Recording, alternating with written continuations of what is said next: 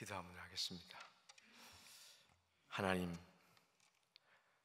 하루가 시작되고 또 한 해가 마무리되는 미명 시간에 사랑하는 자들을 불러 모으시고 하나님 앞에 몸과 마음을 들여 찬양과 하나님 말씀과 기도로 또 시작할 수 있는 은혜를 허락하셔서 한 해를 마무리하고 새해를 바라보며 또 하루를 시작할 때 하나님과 함께 시작하는 그런 은혜의 시간 주신 것 감사합니다. 그 중에 부족하고 연약한 종을 불러 하나님 세워졌습니다. 이 종은 아무것도 한 것이 없지만 하나님의 은혜가 종의 삶 가운데 임하셔서 임하신 그 삶 그 자체를 하나님 또 은혜를 베푸신 그 은혜를 하나님 함께 나누고자 합니다. 이 시간 역사해 주셔서 부족한 종에게 역사했던 그 감격과 감동과 은혜가 우리 모두에게 함께 임하게 하여 주옵소서. 그래서 주님의 마음 회복되어지게 하시고 주님 부르시는 그날까지 주님 한 분만으로 만족하는 그런 소망에 부끄러움 없는 삶을 살아가는 성령의 충만한 자들 되게 주옵소서. 크신 사랑으로 함께 하심을 감사합니다. 예수님의 이름으로 기도했습니다. 아멘.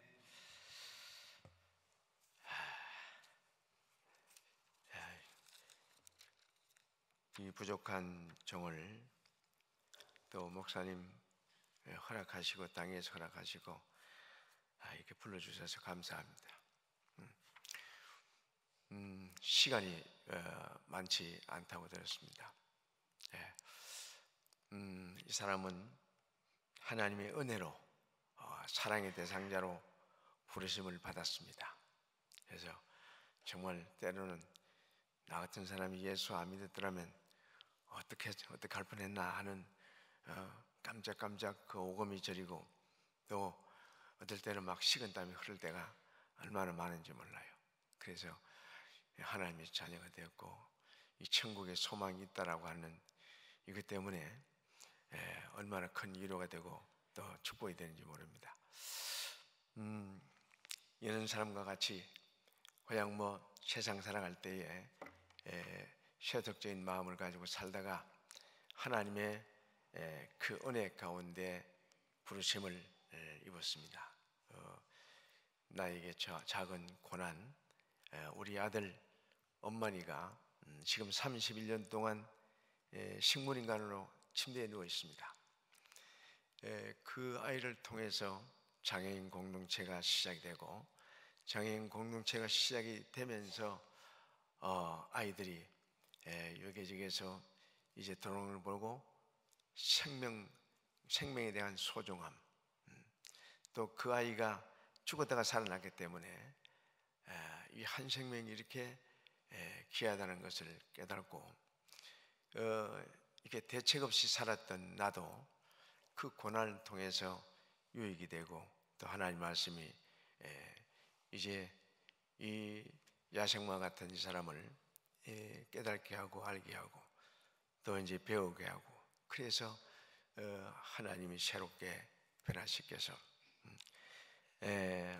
오네시모가 유익하지 못한 사람이 있지만 이제 예수님을 구주로 영접하고 또 예수님을 알고 깨닫고 배우고 그래서 성령의 임재하심을 따라서 이제는 유익한 사람이 되어서 사도 바울의 신복이 되었다는 그런 말씀을 볼 때 나 같은 사람도 하나님이 이렇게 이 고난을 통해서 이 세상 육신의 장막을 입고 살아갈 때에 보이지 않는 하나님을 보게 하고 들리지 않는 하나님을 들리게 하고 또 잡히지 않는 하나님을 잡을 수 있는 그런 은혜를 주셨구나 하는 그 하나님의 크신 그 감동입니다.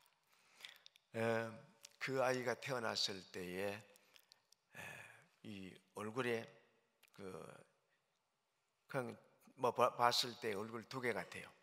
태어날 때 얼굴에 이렇게 이만한 그 무럭이 하나 있었으니까 이제 제왕 수술해서 태어났는데 그 아이를 의사 선생님이 이렇게 엉덩이를 쳐면서 이런 큰 복을 달고 나왔다고. 그래서 기도하다가 쳐다봤더니 그 얼굴이 막 얼굴만한 게 두 개가 있어요. 그래서 사실 2년 동안 새벽 기도해서 하나님이 주신 아이인데, 그 믿음의 기업을 달라고 해서 주신 아이인데, 그 아이가 내가 생각했던 거하고는 전혀 다른 아이였었어요. 그 나닮지 않는 아들 주십시오. 하나님이 참 기뻐하는 아들, 정말 제가 그려봤어요. 정말 이 시대에 쓰임받는 모세와 같은, 또 요셉과 같은, 또 이렇게 다윗과 같은 용기 있고 담대한, 영적으로는 다니엘 같은 아들, 뭐 이런 하여튼 성경의 좋은 이름을 다 불러가면서 하나님, 그렇게 이 시대를 하나님 복음할 수 있는 그런 사람, 그런 믿음의 기업을 달라고 그렇게 기도했는데, 태어난 날 정작 보니까 의사 선생님이 이렇게 들었는데 내가 생각했던 그게 아니에요. 그 당시만 해도 믿음이 좋다고 그러고, 이종락 집사 교회 잘 섬기고 또 성령이 충만하고 지혜로운 집사라고 그렇게 칭찬을 들었는데, 그걸 보는 순간 바로 하느님에게 하나님, 기왕에 주실 바에 기도해도 달라고 그랬는데 좋은 거 주시지 왜 저런 걸 주셨냐고, 그렇게 그냥 불평을 바로 했어요. 그래서 왜 뒤에서 바로 누가 이제 이야기하는 것 같아요. 그러면 그렇지. 그래서 그러면 그렇지가 뭡니까? 지금 이렇게 봤더니 내가 네가 항상 너한테 이야기한 게 뭐냐? 항상 기뻐하라, 쉬지 말고 기도하고 범사에 감사하라, 이런 말씀을 주지 않았냐? 그래서 그렇죠. 그러고 난 뒤에 그 말씀을 듣고 이 범사에 감사하는 말씀을 이제 가슴에 이렇게 품고 그 자리에서 다시 회개하고 감사를 했습니다. 하나님 죄송합니다. 하나님께서 믿음의 기업을 주셨는데 이렇게 제가 판단하고 제가 제 마음대로 제가 생각했던 것 아니니까 불평했던 것 용서해 주십시오. 그리고 그 아이에 대해서 축복을 했어요. 모세처럼 또 요셉처럼 다니엘처럼 그렇게 시대적 사명을 감당하는 하나님의 귀한 아들 되게 하려고 그렇게 이제 축복 기도를 하고 그 큰 병원으로 이제 갔습니다. 4개월 만에 임파 선염이었었는데 이 임파 선염의 악성 종양이 급성으로 감염이 됐어요. 그래서 그 아이가 이제 죽게 됐죠. 이렇게 도저히 안 된다고 그래요. 42도 7분까지 올라갔으니까 열이. 그 119를 불러서 병원에 가면서 호흡이 끊어졌어요. 그래서 정말 내가 할 수 있는 기도는 다 했어요. 아주 얼마나 몸부림쳤는지 몰라요. 근데 병원에 가니까 안 된다고 그러길래 그래요. 한 번 더 해보십시오. 그래서 그 스태프들이 한 9명, 8명 이렇게 와서 할 수 있는 방법은 다 해보는 것 같아요. 또 저는 그 사람들이 또 할 수 있는 방법, 나는 내가 할 수 있는 방법은 그냥 기도할 수 있는 방법밖에 없어요. 그래서 종원 그 응급실에 그 큰 기둥이 있는데 그 기둥 앞에 무릎을 꿇고 기도를 했죠. 처절하게 기도했어요. 하나님 살려주십시오. 저렇게 데려갈 바에 하나님 주신 이유가 뭐 있습니까? 하나님 데려가시면 안 됩니다. 살려주십시오. 그리고 희석이야 기도할 때 하나님 이렇게 잘한 것 잘못한 것 기억하지 마시고 잘한 것만 기억하시고 살려주십시오. 그렇게 기도한 것처럼 저도 그렇게 기도했어요. 이렇게 간절히 정말 몸부림치며 다른 사람 이렇게 전혀 그 눈치 보지 않고 아마 기도를 한 것 같아요. 그 종환전 저 응급실에서 크게 소리 지르고 그 기둥을 부여잡고 울면서 그렇게 했더니 그렇게 어떤 사람은 지나가면서 예수 믿어도 저렇게 믿으면 안 된다고 그런 이야기도 하고 그러는 것 같아요. 그러나 그 사람은 그런 꼴을 안 당해봤잖아요. 그래서 참 별의별 기도를 다 하면서 그렇게 했더니 나중에 그 모니터가 하나 튀었어요. 심장이 튀었단 말이에요. 그게 안 되는 건데, 이거는 도저히 안 된다고 그분들이 와서 두 번이 이야기했기 때문에 안 되는 건 안 되는 거예요. 이제 사람의 힘으로는 그거 안 되는 거예요. 수술로도 안 되는 거고. 그래서 이거 하나님께서 생명을 다시 돌려보내 주셨구나. 이제 감사하고, 그 아이는 종환자실로 이제 실로 올려가고, 그래서 종환자실에 하루에 2번씩 이제 가서 면회를 하면서 기도를 하는데, 그 하나님이 위로를 주시더라고요. 하나님 주님께서 함께 하심을 늘 느끼게 되고, 또 위로를 또 해주시고, 또 기도하다 보니까 옆에서 좀 기도 좀 해달라고 해서 주님을 영접하게 해서 또 같이 기도하고. 근데 우리 아이는 정말 꺼져가는 등불이에요. 상한 갈대고 꺼져가는 등불인데, 이건 금방 꺼질 것 같아. 왜냐하면 호흡도 자가호흡을 못하고, 코의 호수, 또 목의 호수, 입의 호수, 혈관 호수, 호수가 몇 개나 되는지 몰라요. 그런데 그 옆에 아기가 하나 있는데, 그 아기도 만만치 않은 아기예요. 그래서 그 부모가 젊은 부모인데, 아저씨 우리 아이를 위해서 좀 기도 좀 해주십시오. 예수 믿습니까? 아멘 믿습니다. 예수 믿고 우리 같이 예수님의 이름으로 같이 기도합시다. 그러니까 같이 그렇게 하겠대요. 그래 이제 정말 우리 아이도 간절하게 기도했지만 그 아이를 위해서 간절히 기도했더니 그 아이는 일주일 만에 천국 갔어요. 그래서 큰일 났다 싶어. 이거 자칫 잘못하면 전도한 거 이거 완전히 오늘 이게 무산됐다 싶은 생각이 들고 그래서 이게 하나님 이럴 수가 있습니까? 전도했는데 제 영혼들 하나님 충분한 위로를 해주십시오. 그렇게 하고 이제 일주일 있었는데 그분들이 장례식을 다 치르고 와서 오히려 감사하는 거예요. 아저씨 감사합니다. 우리 아이가 우리를 예수 믿게 하고 그 아이는 천국 갔습니다. 우리에게도 천국 소망을 주고 간 그 아이, 아저씨가 기도 좀 많이 해주십시오. 그러는 거예요. 그래서 이 복음은 때를 얻든지 못 얻든지 이 복음을 전해야 되는구나. 그래서 그때부터 복음을 전하기 시작했어요. 종환자실에서, 병원에서, 또 만나는 사람마다 그렇게 하면서 우리 병원 생활 한 14년 했습니다. 이제 그런 동안에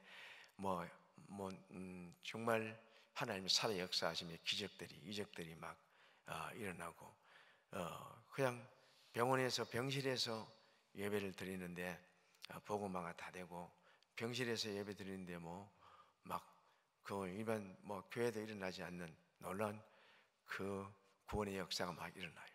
어떤 사람은 그 예배 드리다가 말씀을 듣고 회개기도 하는데 갑자기 넘어지더니 일어나지도 않아요. 큰일 났다 싶었는데 나중에 보니까 그 사람이 귀신이 있다는 거라. 그리고 어떤 사람은 이렇게 머리가 아프고 별의별 병 다 걸렸는데 이 사람도 기도하다가 낫고, 또 교회를 떠났다가 타락했던 사람이 다시 돌아오고, 이런 역사가 일어나서 이게 이제 복음을 전할 때마다 놀라운 그 은혜가 일어나니까, 이게 참 전하지 않고는 이거 또 전하고 싶기도 하고, 이 복음을 전하지 않으면 안 되겠다는 것은 사명감도 느꼈고, 그리고 복음을 전하면 굉장히 기뻤었어요. 그러면서 이제 방마다 다니면서 복음을 전했는데 어떤 할머니가 찾아왔어요. 할머니가 찾아와서 아들 지금 잘 있냐고. 그 당신 아들하고 우리 외손녀 딸하고 거의 상태가 비슷하다. 근데 그 옆방인데 내가 알고 있거든요. 그 옆방에 있는 상이라고 그랬어요. 그래요. 그 어떻게 오셨습니까? 그랬더니 이제 그 아이는 병원에서 어르사고가 나가지고 이게 방치되어 있는 아이입니다. 1년에 한두 번씩 보고 싶을 때 와서 이제 할머니가 보고 가는데, 그때 마침 이제 할머니가 왔었던 것 같아요. 그래서 그 할머니가 와서 당신 아들하고 똑같은 우리 외손녀가 있는데, 이제 나는 늙고 병들어서 그 아이를 볼 수가 없고 다른 데 보내려니까 보낼 때도 없고, 그래서 정말 내가 눈을 감을 수가 없다. 그러면서 하시는 말씀이, 아저씨가 우리 외손녀 딸을 봐주면 내가 예수 믿겠다고 그런 이야기를 하는 거예요. 그래서 이게 거절을 못했잖아요. 그 예수 믿겠다고 하는 바람에 우리 한 사람한테 상의도 못하고, 그냥 뭐 사실은 명쾌하게 기쁘게 그렇게 대답은 못한 것 같아요. 왜냐하면은 좀 그 할머니가 이상하게 느껴졌고, 또 나도 지금 이 아이만 하나만 해도 이거 뭐 정말 잘 감당하지 못하는데, 똑같은 나이가 오면 내가 이거 일을 감당할 수가, 이거는 사람이 뭔 일을 딱 다치면 벌써 머리가 확 돌아갑니다. 그래서 이게 이제 이것보다는 내가 이게 변명할 거리를 이제 막 찾는 거예요. 그래서 그 못한다 소리를 못하고, 이걸 어떡하나 하고 있었는데, 아니 그 할머니가 봐주면 이 아이를 맡아주기만 하면 예수 믿겠다고. 그래서 나 하나로 인해서 이 할머니가 실족하면 나는 주님 앞에 가서 참 정말 할 말이 없겠다는 생각이 들고, 그리고 정말 원치 않는, 내키지 않는 그런 대답을 했어요. 뭐 안 하면 안 되니까. 그래서 그렇게 하겠다고. 그래서 그러면 할머니 예수님을 믿어봤습니까? 안 믿어봤대요. 젊을 때 그 몇 번 나간 거 그 외에는 교회 나가 본 일 없대요.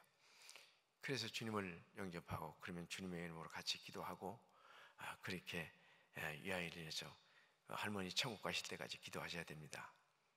그렇게 이제 대답하고, 그 할머니 그 이듬해에 알고 보니까 그 이듬해에 바로 돌아가셨다고 그러더라고요. 그리고 그 아이가 2달 만에 왔는데 우리 집사람한테 이야기를 못했어요. 그런 중대한 일은 그 이야기를 해야 되는데 그 못해서 굉장히 그것 때문에 기도를 많이 했습니다. 그래서 오기 일주일 전에 이제 집사람을 불러서 새벽 기도하고 돌아가면서 이제 이야기를 했어요. 그 이야기를 했는데 이렇게 턱 이제 쳐다보는데, 아니 가슴이 철렁했습니다. 사실은 당신이 어떡하려고 그런 일을 이렇게 마음대로 하냐고. 지금 이제 그 당시만 해도 그분이 나를 공부시킨다고, 나는 주갱 야독을 하고 있고, 그 공부시킨다고 지금 이렇게 분식 가게도 하고, 막 그 아이 아픈 아이 그 눕혀놓고 막 동분서주로 왔다 갔다 하면서 그렇게 하고 있는데, 똑같은 아이를 이게 또 했다는 게 이게 말도 안 되거든요. 그 철렁 쳐다보는데 철렁해요. 이거 뭐 당신 정신 나갔나, 뭐 이런 소리 할까봐. 그런데요, 쳐다보면서 웃으면서 하는 말이, 하나님이 그렇게 하시라고 했으면 해죠. 그 말 듣고 정말 지금도 조금 예쁩니다만 굉장히 예뻤어요. 그때 경상도 사나이가 이렇게 한번 안아주면서 이렇게 뻣뻣하고 그렇게 했습니다. 그러고 난 뒤에 이제 그분도 이제 그 이야기를 뭐 이렇게 흔쾌히 하나님의 뜻을 받아들였으니까, 이제 일주일 후에 이제 아이가 왔는데 먼저 끌어안고 막 그 눈물로 축복기도를 하더라고요. 그래서 이게 쉽지가 않은 결정이잖아요. 이제 탕사자들한테 이제 한번 자문자답 한번 해보십시오. 내가 이런 일이 있을 때 과연 그런 대답을 할 수 있을까? 이 성령의 역사가 아니면 도저히 그렇게 할 수가 없었습니다. 그래서 그 아이가 오고 난 뒤에 그 병원에서 이 어르사고로 방치된 아이들이 4명이나 왔어요. 그러고 난 뒤에 이제 그 아이들을 키운다고 하는 그 소문이 났죠. 그리고 병원에서도 한 아이가 와서, 제일 처음 온 아이가 와서 굉장히 치료가 잘 됐어요. 병원에 있을 때보다 훨씬 더 치료가 잘 되고, 말할 수가 없는데 아빠 소리하고 이렇게 오빠도 소리하고 막 그러면서 병원에 데려가니까 깜짝 놀라더라고요. 그러니까 그 병원 선생님들이 아이들을 좀 부탁한다고 그렇게 해서 장애인 공동체가 시작이 됐습니다. 그런데 그러다 보니까 이제 담벼락 밑에 우리 그 대문 앞에 주차장에 옆집 주차장 뭐 공용 전화박스 밑에 아이들을 갖다 놓기 시작했어요. 이게 좀 소문이, 한국은 나라가 작아서 소문이 빠른 것 같아요. 이제 아이들을 키우고 있다 그러면 그 주변에서 장애아이로 태어나면 그냥 갖다 놓는 거예요. 그래서 또 병원에서도 아이들이 태어나면, 장애아이가 태어나면 그때 그 당시면 30년 전에만 해도 그냥 키우기 굉장히 힘들었어요. 지금도 한국에는 장애아이들 키우기 힘듭니다. 근데 너무 키우기 힘드니까 그냥 갖다 놓는 거예요. 이제 병원에는 장애아이가 태어나면 병원 선생님한테 이제 그 전가하고, 그냥 당신이 우리가 19달 동안 이렇게 진료를 받았는데 왜 이런 아이가 나왔냐고, 만들기는 저가 만들어 놓고 그 의사한테 막 이렇게 한다는 거예요.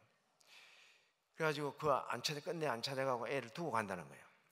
애를 두고 가는데 그 아이들을 두고 갈 때 이 의사 선생님은 그건 신고하면 되는데, 신고를 또 하면 이 병원의 아이를 유기를 방치했다는 이 제목 때문에 병원도 걸리고 부모도 걸리는 거예요. 그래서 그 사람들이 제일 좋은 방법을 택한 것이 자연사할 때까지 놔두는 거예요. 그러니까 죽을 때까지 안 먹여요. 그 이야기를 들으니까 막 뚜껑이 열리는 거예요. 야, 하나님이 천하보다 귀하게 만세전에 창조하신 그 영혼을 이렇게, 그 심령을 하나님께서 그 가정에 보내주셨는데 그걸 이렇게 아무렇지도 않게 죽여. 야, 막 그러면서 그때부터 이게 막 하나님이 터치를 하시는 것 같아요. 그러니까 막 환청도 막 들리고 환상도 보이고, 그 죽어가는 아이들, 막 힘없이 죽어가는 아이들, 그 버려져서 막 얼어서 죽고, 뭐 쓰레기통에서 죽고, 뭐 화장실에서 죽고, 또 낙태당해서 갈기갈기 찢어져 죽어가면서 막 소리 없는 소리를 지르는. 그래서 저들의 대변인이 되어야 되겠다는 이런 생각을 하나님이 주셨어요. 그래서 이제는 안 되겠다. 그래서 산부인과 총회에 가서 이런 아이들이 태어나면 여러분들 낙태하거나 죽이지 말고 아이들 보내주십시오. 여러분들 낙태하고 아이들을 이렇게 살해한 사람들은 인간백정이고, 여러분들은 정말 살인마입니다. 그랬더니 막 저 새끼 누군데 막 전화하냐고 막 그래서 막 쫓아내서 쫓겨나갔어요. 그런데 그 소리를 듣고 양심 있는 의사들은 그래도 데리고 와요. 그래서 어떤 아이는 980g에 태어난 그 미수가, 또 다운 증후군 아이들, 1.1kg 태어난 아이들, 이런 아이들 그 병원에서 많이 데려왔어요. 그러다 보니까 이제 장애인 공동체가 시작이 되고, 그러면서 2007년 어느 봄날 이제 새벽 3시 20분쯤 전화가 왔는데, 이제 자다가 우리 집사람이 받았어요. 그 전화를 받고 보니까 한숨을 쉬면서 미안합니다, 죄송합니다, 우리 아이가 장애아로 태어났는데 키울 수가 없습니다, 죄송합니다. 그리고 전화를 끊은 거예요. 그래서 대문을 박차고 이렇게 나가보니까 아까 화면에 이제 잠깐 나왔던 것처럼 이 굴비 박스에, 생선 박스에 아이가 담겨 있었고, 태어난 지가 얼마 되지 않았고, 그 피덩이거든요. 그리고 갖다 놓은 지가 오래됐어요. 그 아이가 저체온이 왔죠. 그래서 이 아이를 들고 들어오는데 고양이도 있고, 그래서 고양이 쫓아내고, 그래서 계단 한 계단 두 계단 올라가는데 두려운 마음이 생겼어요. 자칫 잘못하면 주사람 공동체 교회 앞에 어린아이 사체가 발견되겠구나 하는 이러한 막 두려움이 생기게 해서 이 일을 어떻게 하면 좋을까 하는 그런 막 걱정이 생겼어요. 그래서 우리 집사람한테 가서 이야기를 했더니, 그러면 아이들을 갖다 놓을 수 있는 작은 방을 하나 만들어서 갖다 놓을 수 있도록 어떻게 해보자. 그렇게 해서 그거 좋겠다. 그래서 이제 구청에 이제 건축가에 물어보니까 그 집은 용적률이 다 나왔기 때문에 그 다른 걸 이렇게 여면 그 불법이라서 안 된다는 거예요. 그리고 뭐 별 생각을 다 했습니다. 이런저런 막 생각을 다 하고, 막 고민은 고민대로 오고, 밤도 잠도 못 자고, 자다가 막 환청이 들리면 발떡 일어나고 막 이렇게 심적 고통을 느끼면서 시간이 흐르게 됐어요. 그러고 난 뒤에 이제 2009년이 되니까 막 아이들이 정말 쓰레기처럼 버려지는 거예요. 그 사람이 쓰레기가 아닌데 그 하나님이 천하보다 귀하게 쓰기 위해서, 또 하나님의 영광을 위해서 이 땅에 보낸 그 영혼들이 막, 그 육신들이 그렇게 버려져서 사체로 발견되고 막 죽어가고, 또 엄마가 아이를 막 살해를 하고, 아버지가 아이를 살해를 하고, 아니 막 뭐 전철역 보관함에도 나오고, 뭐 옥상에서도 나오고, 뭐 음식 쓰레기통에도 나오고, 길거리에서 뭐 다리 밑에서 아니 장소를 가리지 않고 막 아이를 버리기 시작하는 거예요. 이제는 안 되겠다. 막 그래서 부랴부랴 그렸어요. 이렇게 종이를 그려서 아이만, 신생아이만 딱 들어갈 수 있도록 깊이가 45cm, 넓이가 45cm, 높이가 70cm, 길이가 60cm, 신생아이만 들어가게 스탠드로 노간슬롱을 하고, 밑에는 따뜻하게 온 이렇게 온방향치를 하고 난방향치를 하고, 그리고 불이 항상 돌아 있고 이 카메라를 하나 달아라. 문 열면 소리가 반드시 나야 된다.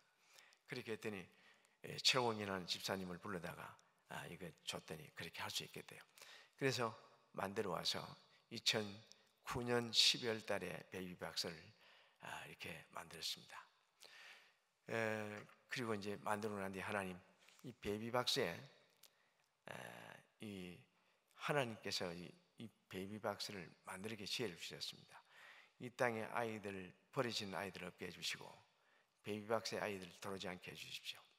그런데 다만 이 베이비박스가 아니면 정말 죽을 수밖에 없는 아이들만 주님이 이 문을 열고 닫아 살려주십시오.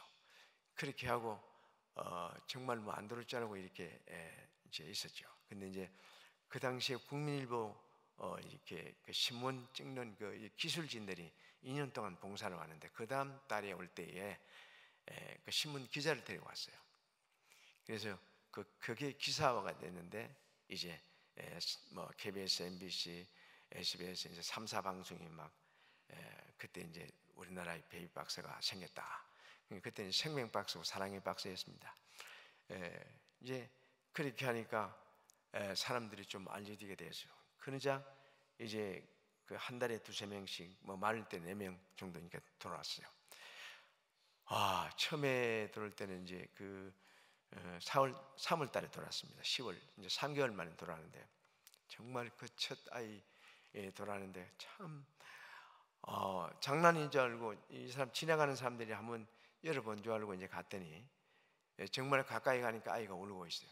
그러니까 막 머리가 막 집에다 서면서 아주 막 그 가까이 가기가 굉장히 힘들었습니다. 그래 가서 문을 열고 아이를 꺼내 보니까 막 울고 있는데, 막 가슴이 철렁하고 아주 막, 이 아이를 안고 올라왔는데 위에 2층에 5 여자가 있었는데 뭐 보자마자 막 다 우는 거예요. 그 울지 마라, 이 아이 불쌍한 아이다, 하나님이 살렸다. 그래서 이제 정말 모세와 같은 축복을 하고 이름을 모세로 지었어요. 그래서 이쁘게 잘 키우고 있었죠. 잘 키우고 있었는데 어느 목사님이 우리 주사람 공동체 봉사하러 왔어요. 사모님하고. 이제 그 목사님이 봉사 끝마치고 머뭇하더니, 목사님, 저 모세를 우리한테 입양시키면 안 되겠습니까? 그래서 그때는 못 주겠더라고요. 너무 예뻐가지고 눈에 여도 따갑지 않는 그런 아이를 어떻게 줘? 뭐 이렇게 안고 우유 먹이면 막 방긋방긋 웃고 막 얼마나 이쁘게 잘 크는지 몰라요. 그래서 아이고 안 되겠다고. 그랬더니 며칠 있다 또 왔어요. 그래 좀 해달라고. 그래서 이제 자꾸 부탁을 하니까 가만히 생각하니까 나보다 훨씬 젊기도 하고, 결혼한 지 14년 됐는데 아기가 없다고 그러니까 하나님이 이 가정에 이 아이를 예배해 주셨구나, 이런 생각이 들었어요. 그래서 우리 이제 집사람한테 이야기했더니 뭐 처음에는 거의 대답을 안 하더니 훨씬 낫겠다, 우리보다 낫겠다고. 그렇게 해서 그 목사님이 그 모세를 입양해 와서 지금 키우다가 너무 막 행복하니까 4명의 아이를 갖다가 입양해서 지금 잘 믿음으로 말씀을 양육하고 있어요. 그래서 이제 베이비박스가 시작이 됐는데, 베이비박스가 시작되고 나니까 밖에 버려진 아이들이 이렇게 줄어들기 시작했어요. 그리고 2012년 8월이 됐는데 이제 갑자기 아이들이 굉장히 많이 생겼었어요. 뭐 한 달에 28명, 31명 막 이렇게 들어오는 거예요. 적을 때가 25명이에요. 이거 도대체 웬일이냐? 가서 이렇게 좀 알아봐라 그랬더니 입양특례법이 개정이 됐대요. 그 입양특례법이 개정된 게 어떻게 개정됐냐 그랬더니 출생신고 의무하라고 그래요. 그러니까 출생신고 의무화는 우리나라가 돼 있는 나라예요. 일반 가정에 아이를 출산하면 출생신고 안 하는 사람이 누가 있겠습니까? 다 하죠. 그런데 이 문제는 뭐냐면 출생신고를 할 수 없는 아이들이 태어났을 때에 이것은 사랑의 법을 만들어서 이 생명을 보호를 해야 되는데, 이 법이 없다는 것을 이제 없다는 데 대해서 이게 이제 문제가 된 거예요. 이 사람들이 이걸 생각을 못했던지 생각해도 그냥 밀어붙였던지 아마 둘 중에 하나겠죠. 근데 베이비박스에 데려오는 아이들은 보면 다 10대 아이들이 60%예요. 14살짜리가 무엇을 알겠어요? 막 혼자서 화장실에서 출산해가지고 막 급하니까 자기 옷 벗어서 막 이렇게 돌돌말하고 오는데, 그 아이들이 막 올 때 무슨 생각이 있겠어요? 근데 우리나라는 이게 그 체매 문화잖아요. 체매 문화. 이 법보다 체면이 먼저고, 또 법보다 이 생명보다 법이 먼저고 체면이 먼저예요. 그러니까 이런 문화니까 뭐 미혼모들은 넌 나쁜 사람이야, 넌 미혼모를 보면 그냥 사람들이 그냥 안 봐. 그냥 나쁜 거식이라고 그래요. 그래서 이 아이들은 당하면서도 어디 가서 하소연을 못해. 그리고 이 아이들이 어떻게 하다가 뭐 자기도 당했는데 그 낙태하지 않고 막 아버지 어머니한테 들키지 않으려고 복대하고 학교도 가면 이게 들키면 안 되잖아요. 그 복대하고 막 이렇게 다니다가 어떤 아이는 체육 시간에 막 배가 아프다 그래서 양호실에 갔는데 아기가 나오는 거예요. 그래서 병원에 싣고 와서 이제 그 아이를 출산하고 그 엄마는 30분 만에 없어져 버렸죠. 근데 이 아이를 검사를 해보니까 문해예요, 문해. 그래서 그 선생님이, 목사님, 이 아이는 제 생각에는 얼마 못 살 것 같습니다. 목사님, 이 아이 천국 갈 때가 있죠. 목사님 좀 봐주십시오. 또 그러는 거예요. 그 참 목사는 참 불타하는 마다 다 해야 돼.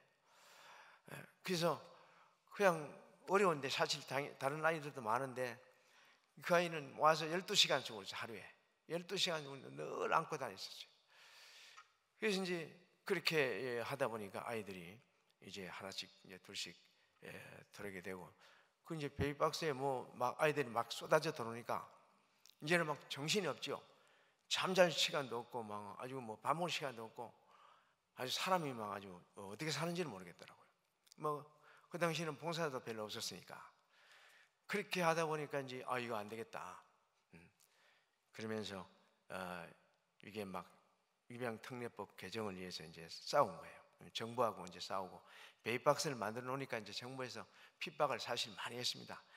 우리 모리슨 장로님이 잘 아십니다만은 같이 싸웠어요. 같이 대한민국 보건복지부하고 막 같이 싸웠어요. 계속 이렇게 싸웠는데 입양특례법 재개정을 하자. 그래서 이 아이들이 생명이 먼저지, 이 법이 먼저지 아니지 않느냐.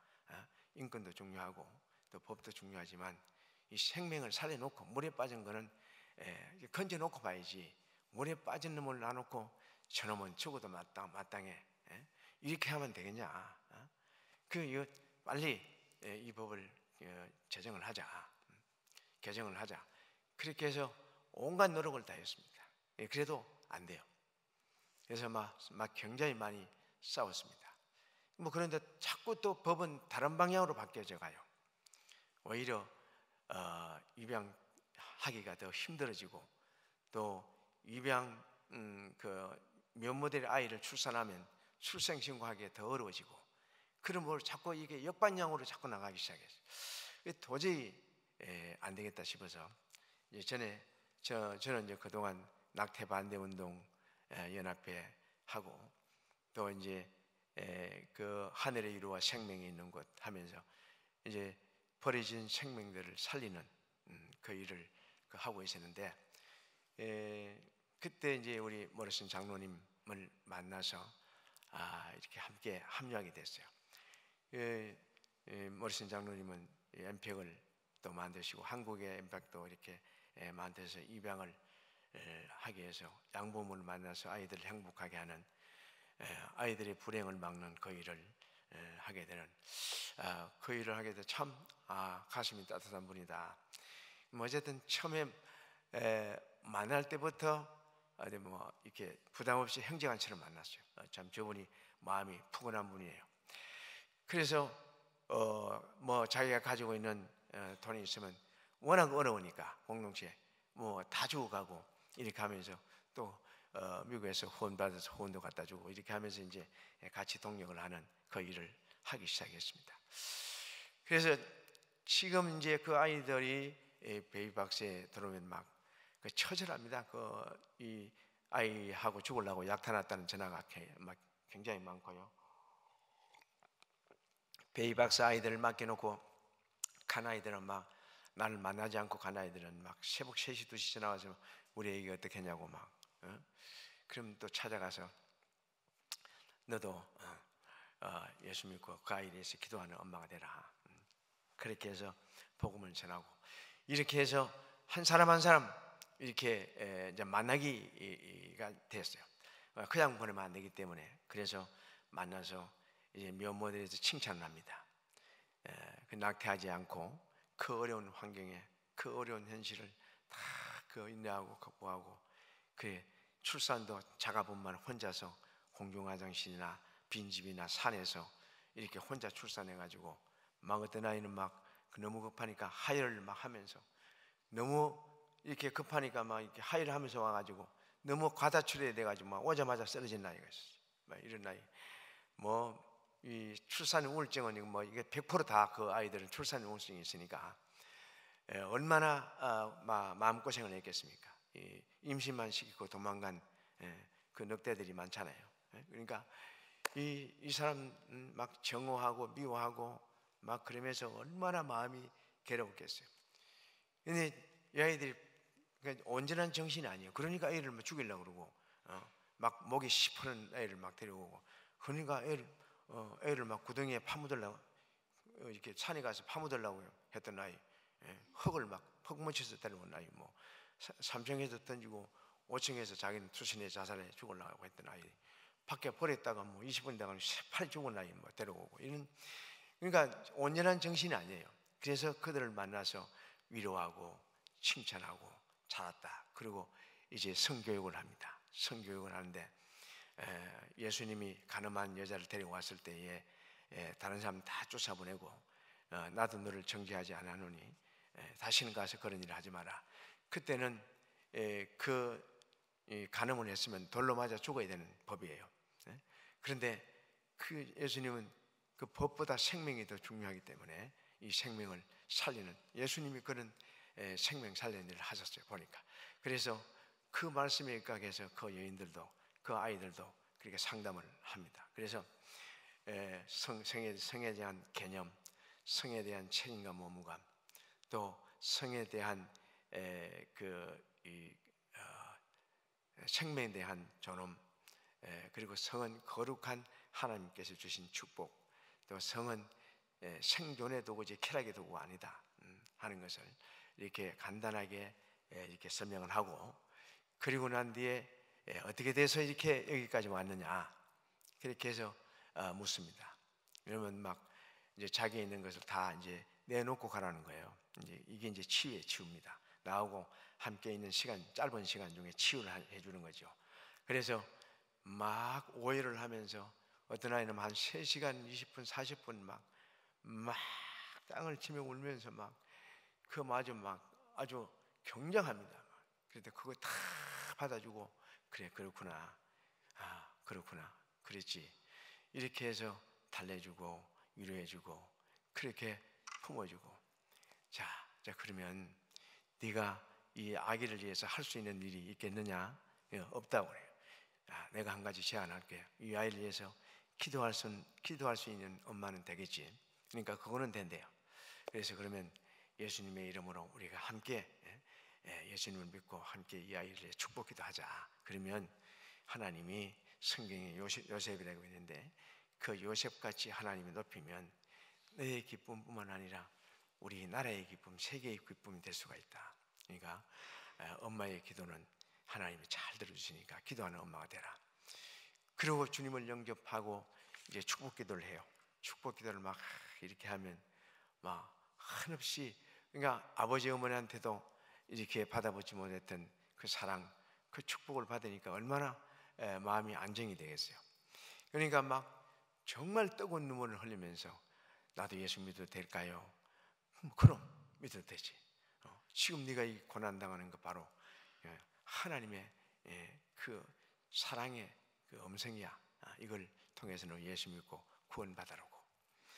그렇게 해서 이제 다 여기 끝나는데 다시 한번 타치를 합니다. 그래서 야 정말 키울 수 없겠느냐, 다음이라도 키울 수 없겠느냐. 그러면 목사님 졸업할 때까지 키워주십시오. 그래 졸업할 때까지 키워줘요. 취직할 때까지, 또 외국 나갔다가 올 때까지 키워주십시오. 뭐 방어될 때까지 키워주십시오. 이런저런 뭐 숱한 이야기를 다 해도 그거 다 키워줬어요. 87명의 아이들이 지금 키워져서 지금 잘 키우고 있습니다. 그리고 또 데리고 왔다가 목사님 도와주면 그러면 데려와서 키우겠습니다. 그래 어떻게 도와줄까? 그래서 지금 쌀하고 기저귀, 분유, 또 생필품 전체, 그 아이들 옷, 뭐 신발, 장난감, 뭐 유모차, 이번에는 자동차 이렇게 애기 시트, 그것도 다 보내줬어요. 그래서 120명 지금 넘게 아이들이 그렇게 도와줘서 지금 키우고 있습니다. 지금 도와주는 가족은 65가족 지금 이게 지원하는데 그것만 해도 한 1년에 한 3억 6천 7천 이렇게 들어갑니다. 이 정부에서 도와주지 않아도 하나님이 이와 같이 이 일을 하기 시작했어요. 버려지는 아이들은 베이비박스 하나로 하나님이 그냥 해결하셨어요. 그리고 또 미혼모들은 우리가 위로해서 또 치유까지 하잖아요. 그리고 10대 미혼모들은 이제 그 출산이 알려지고 노출이 되면 학교 퇴학당합니다. 우리 법은 보호가 되어 있다고 합니다만은 학교에서 너 같은 불량한 학생들 우리 학교에 있으면 안 된다. 그렇게 해가지고 학교에서 그냥 이렇게 자퇴해야 돼요. 그래서 이 아이들을 뭐로 익명 출산을 해줍니다. 그래서 위기 임신이 됐습니다. 그러면 그때 이제 우리가 계속 출산을 할 때까지 돌봐줘요. 무료로 병원에서. 그것도 우리 낙태 반대운동 연합회 그 회장도 했던 우리 박상원 원장 샘병원 혹시 아시는지 몰라요. 거기에서 해주고 진호비 산부인과라고 거기서도 지금 같이 해주고, 그래서 지금 한 20여 명의 아이들이 그 무료 출산을 해서 또 이렇게 잘 키우고 있고, 친정이 없는 아이들은 우리 선교관에서 자립할 때까지 도와줍니다. 그래서 자격증도 따게 해주고, 그리고 이제 그 아이들 취직도 시켜주고, 그래서 행복하게 살 수 있을 때까지 선교관에서 머물도록 최장 3년까지 보호를 해줍니다. 그래서 걔들이 굉장히 좋아해요. 그리고 난 뒤에 이제 이건 이대로 있어서는 안 되겠다. 이제 장애인 공동체하고 지금은 이제 베이비박스 아이들 베이비 보호실하고 또 미혼모 돕는 센터하고 이게 분리가 되었습니다. 이게 한꺼번에 너무 막 좁으니까 아니죠, 하나님의 은혜로 이제 분리가 돼서 지금 장애인 공동체는 따로 되어 있고요. 이제 우리 누워 있는 침대 전신마비로 누워 있는 이 아이들을 통해서 하나님이 하나하나 이루어 나가는데 참 놀라운 일을, 처음에는 그 참 불행이라고 생각했는데 하나님이 그 고난을 통해서 그 고난이 유익이 되고 그 윤례를 알게 되고 배우고 확실한 일에 가할 수 있도록, 그런 사랑 실천을 할 수 있는 그런 하나님의 은혜를 주셨어요. 그래서 돕고 구제하고 선거하는 이 일에 인색함이 없도록 하나님께서 그 마음을 허락해 주셨고, 지금 이제는 입양특례법을 개정이 안 돼가지고 제정을 했습니다. 그래서 법학 교수들하고 그리고 변호사님들하고 또 성산윤리생명위원회하고 현직 판사님 한 분하고 이렇게 해서 법안을 어떻게 이렇게 했으면 좋겠다고 그냥 이제 한번 심의를 해보시고 어떤 법을 만들어야 제일 좋을지 한번 그 법을 만들어서 우리가 개정만 하고 제정을 합시다. 그렇게 해서 이번에 그 국회에 제출이 됐습니다. 그래서 지금 법사위에 올라와 있는 줄 알고 있습니다. 이게 법사위에서 심의를 하고 통과하면 이제 투표해서 공청회 하면 다음 해에 1년 후에 이제 그 법이 시행되는 법인데요. 어떤 법이냐 하면은 아까도 이야기했처럼 임신서부터 출산까지 무조건 정부에서 책임지라. 그리고 출산과 동시에 출생 신고가 병원에서 이루어지도록 해라.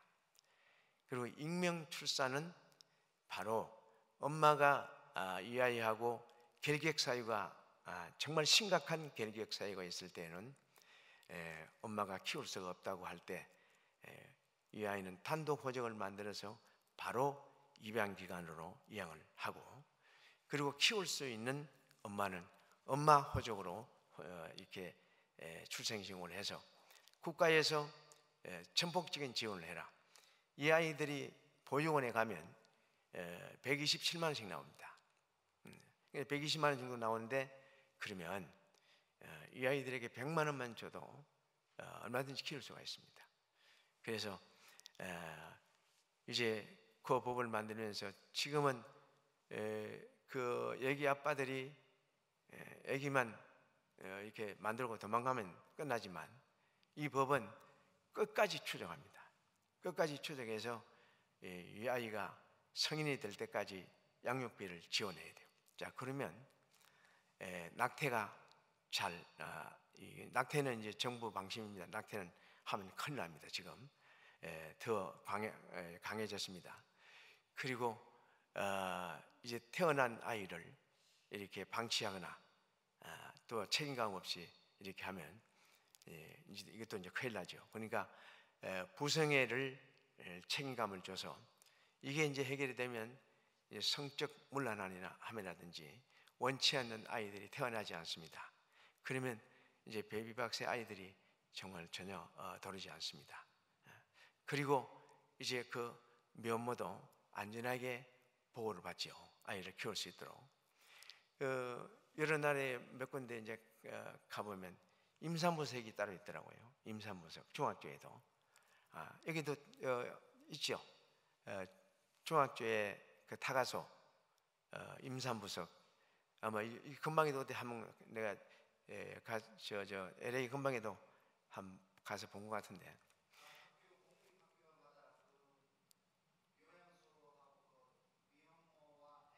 네. 네네. 그렇죠. 예. 예, 예. 이런 이제 우리 대한민국도 이제 조금 이제 성숙해져야 되지 않겠습니까? 이제 그래서 우리 대한민국에는 보육원이 세계에서 제일 많은 나라가 대한민국입니다. 인구 비례로 해서 이제 대한민국도 보육원은 막 200명, 300명 있는 데가 막 많아요. 더 이상 죄송합니다만은 잘해줍니다. 잘해주는데, 그런데 조금 부모의 사랑이라든지 가족적인 어떤 사랑을 받지 못하는 건 사실 아닙니까?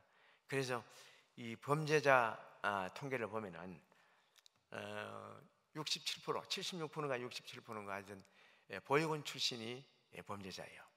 그래서 이제 앞으로 이 보육원을 줄여나가면서 입양을 확산하고, 그러면서 양부모를 만나서 양육, 보호, 치료, 교육, 이렇게 사랑의 교육을 받아야만 되었구나, 이런 생각을 해서 이 법을 만들어서 지금 제출했습니다. 그래서 이제 엄마가 키울 수 없는 입양 간 아이들은 입양 기간하고 법원에만 이 기록을 남겨놓는 거예요. 그래서 다른 사람들은 절대 연락이 안 됩니다. 본인만 나중에 이 아이가 커서 내 어머니가 누군지 알고 싶다, 그러면 그 입양 기관에 가면 딱 볼 수 있습니다. 엄마가 이 아이가 지금 어디서 뭘 하고 있는지 알고 싶으면 그 엄마가 가면 알 수 있어요. 다른 사람 가면 절대 남편도 안 되고 뭐 다른 형제도 안 됩니다. 누구도 볼 수 없습니다. 그래서 익명으로 완전히 보장이 됩니다. 그래서 이 법을 만들어서 최소한 생명을 존중하는, 생명을 살릴 수 있는 그런 법을 만들자. 지금 사실은 여러분도 아시다시피 우리나라에 지금 OECD 국가 중에서 저출산국가 1위예요. 근데 프랑스가 20년 전에 저출산국가 1위였었어요.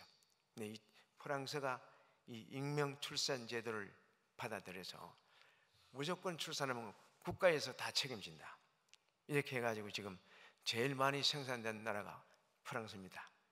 그래서 이 생명들은 하나님께서 만세전에 이제 작정하시고 이 땅에 보내신 그 하나님이신데, 그 하나님 형상을 입고 온 그들을 우리의 무관심 때문에 그 강도 만나서 죽어가는 그런 걸 보고 있으면 안 되죠.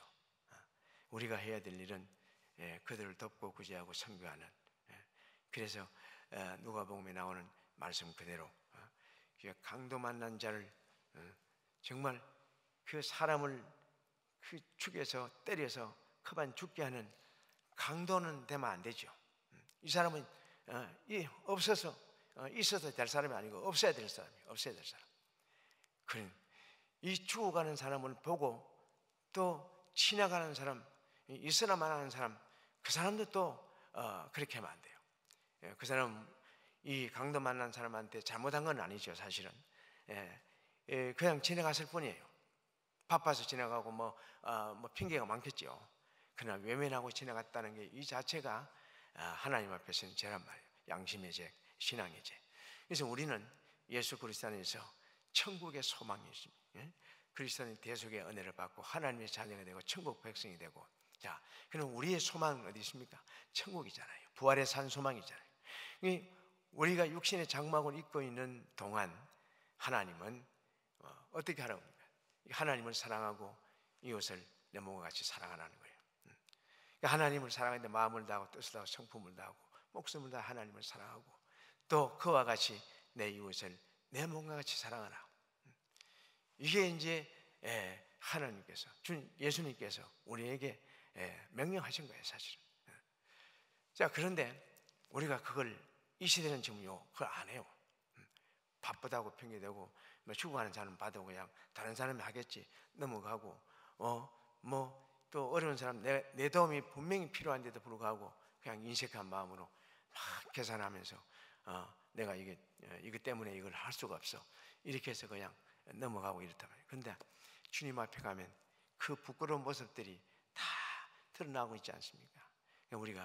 우리가 지금 살아있는 이 목적이 뭐예요? 하나님의 영광을 위해서 지금 살아있는, 우리 인생은 잠깐 왔다 가는 정말 아침에 있을 것 같고 풀의 꽃과 같은 인생들 아닙니까? 잠깐 있다가 없어져.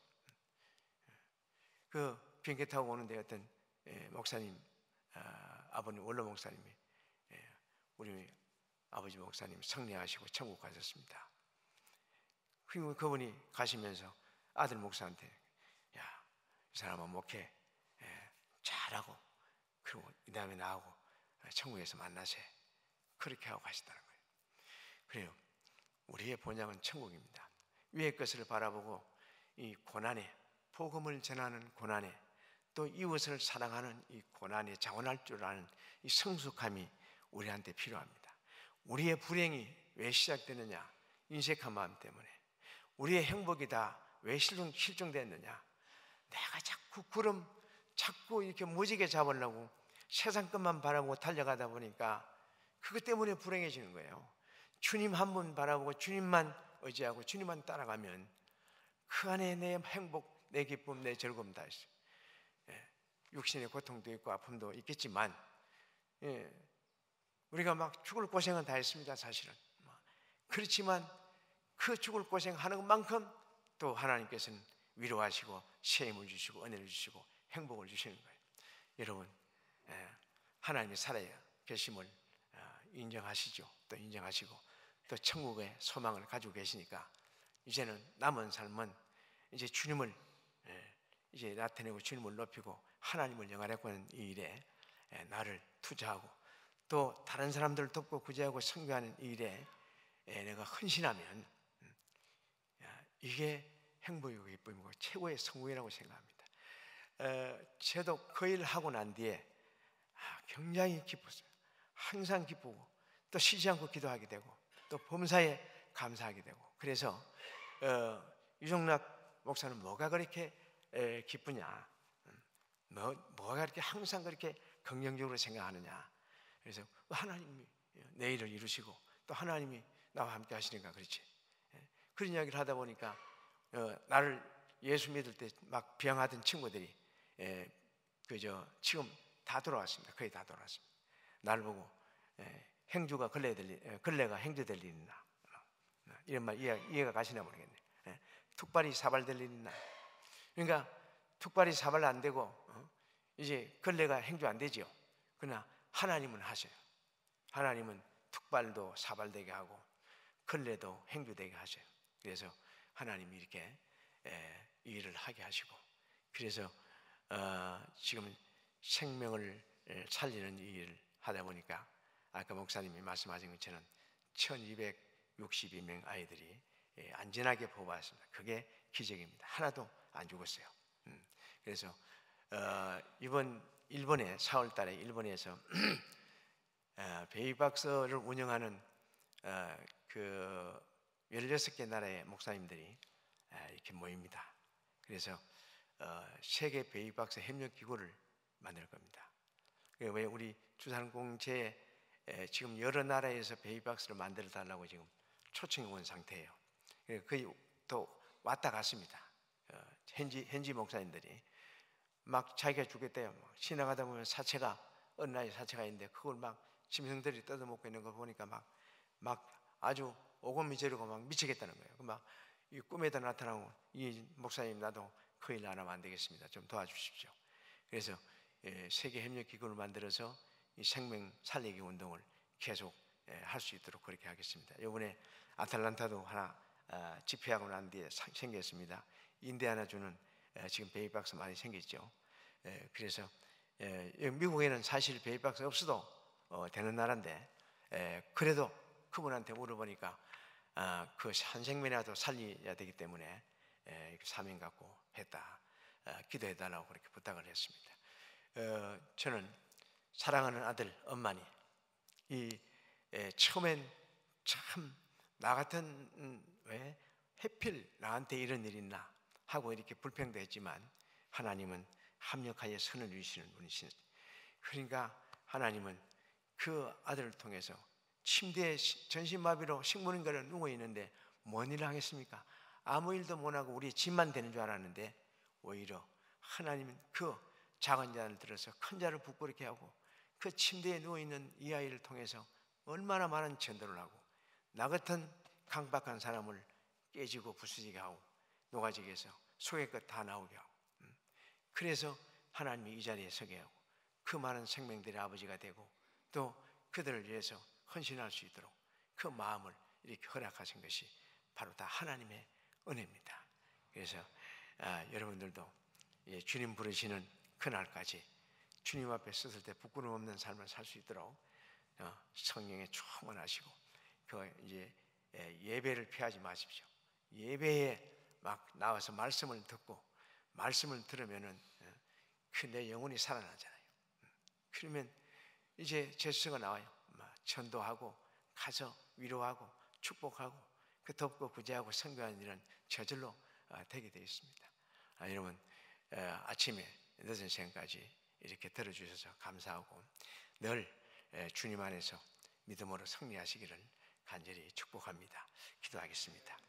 하나님, 부족하고 연약한 종을 하나님 보내주셔서 또 두서없이 말씀을 전했지만 하나님, 이 종에게 역사하셨던 그 하나님의 말씀, 이 종을 만져주시고 또 위로해 주시고 셈을 주시고 은혜를 주신 것을 그대로 전했습니다. 살아계신 하나님, 어제나 오늘이나 동일하셔서 세상 끝날까지 함께 하시는 하나님이시라고 말씀해 주셨습니다. 이제 우리가 주의 이름을 높이고 하나님 나라를 확장하기 위해서 몸과 마음을 드리는, 그래서 축복의 통로가 되고 이제 나 때문에 많은 사람들이 잘 되고 나 때문에 많은 사람들이 행복하고 나 때문에 많은 사람들이 치유받고 나 때문에 많은 사람들이 축복받는 그 일에 헌신하고 희생하고 봉사해서 그들의 기쁨이 내 기쁨이 되고 그들의 행복이 내 행복이 되는 그러한 하나님의 은혜가 있게 하여 주시옵소서. 하나님, 우리가 예수 믿고 사는 동안 늘 주님을 닮아가는 제자로 살아갈 수 있도록 역사하여 주옵소서. 이 교회가 함께 모여서 기도할 때 하나님 말씀을 이제 부여잡고 말씀을 참 배우고 또 알고 깨닫고 믿고 순종하며 나갈 때 말씀 왕성, 기도 왕성, 전도 왕성, 사랑으로 역사하는 하나님의 교회가 될 줄로 믿습니다. 그래서 덮고 구조하여 이 지역뿐만 아니라 이 대륙을 하나님 복음하고 세계 모든 민족에게 복음을 전하는 위대한 교회가 될 수 있도록 역사하여 주옵소서. 하나님, 이런 주님을 볼 수 없는 그 보이게 하는 그 사랑, 하나님을 사랑하고 이웃을 사랑하는 일밖에 없사오니 이 교회에 놀라운 사랑이 식었던 사랑의 불이 다시 불붙게 하여 주옵시고 사랑의 불로 하나님 이 대륙을 불붙일 수 있도록 역사해 주옵소서. 예수님의 이름으로 기도했습니다. 아멘.